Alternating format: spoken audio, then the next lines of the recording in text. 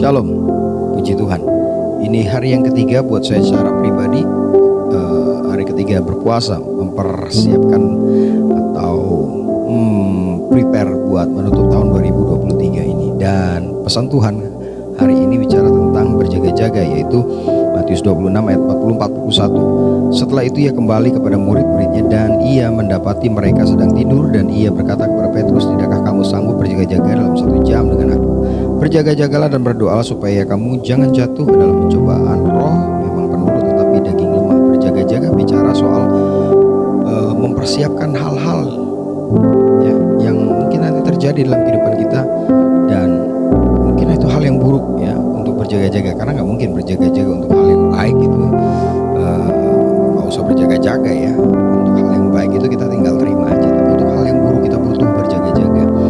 Jangan nunggu kita kena masalah besar lalu berdoa minta tolong sama Tuhan, tapi lebih baik kita mempersiapkan diri kita, hati kita, roh kita, jiwa dan pikiran kita. Karena saya percaya ketika kita berdoa, ketika kita mencari kehendak Tuhan, berjaga-jaga, ketika kita berdoa, saya percaya ada hikmat yang Tuhan nyatakan ya.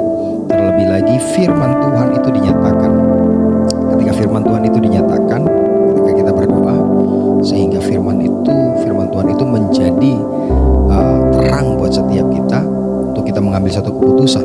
Sehingga ketika kita mengambil keputusan, nggak ada lagi keraguan, tetapi kita percaya kita mengambil keputusan dengan iman karena firman yang sudah dinyatakan.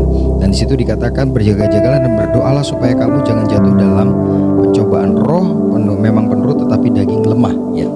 Roh memang penurut tetapi daging lemah. Kenapa? Karena ketika kita masuk dalam pencobaan, ketika kita jatuh dalam pencobaan, daging ini akan sulit untuk diajak kerjasama dengan roh.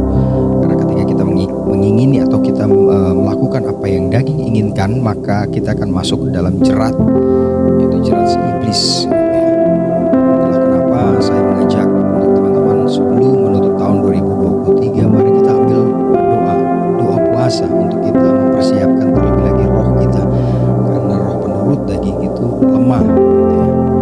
Supaya apa? Supaya ketika kita menghadapi pergumulan ya, kita nggak tahu apa yang terjadi ke depan, roh kita sudah dipersiapkan. Sehingga ketika roh itu sudah dipersiapkan dan roh itu diperhadapkan untuk melakukan kehendak Tuhan, maka dikatakan roh itu akan lebih gampang kita untuk mengambil keputusan yang sesuai dengan firman Tuhan atau kehendak Tuhan ketika kita sudah mempersiapkan roh kita. Makanya, tidak sanggupkah kamu berjaga-jaga barang 1 jam? Ini bukan bicara soal, saya percaya bukan bicara soal berapa lama engkau berdoa, 1 jam, 2 jam, 3 jam, tidak.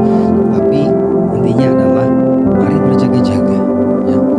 Mari berjaga-jaga. Saya percaya ketika kita berjaga-jaga, ketika kita ambil waktu untuk kita berdiam dalam hadirat Tuhan, berdoa, disitulah kuasa Tuhan dinyatakan dalam hidup kita, hikmat yang daripada Tuhan turun atas setiap kita, dan terlebih lagi damai sejahtera yang melampaui segala akal itu turun ke setiap kita.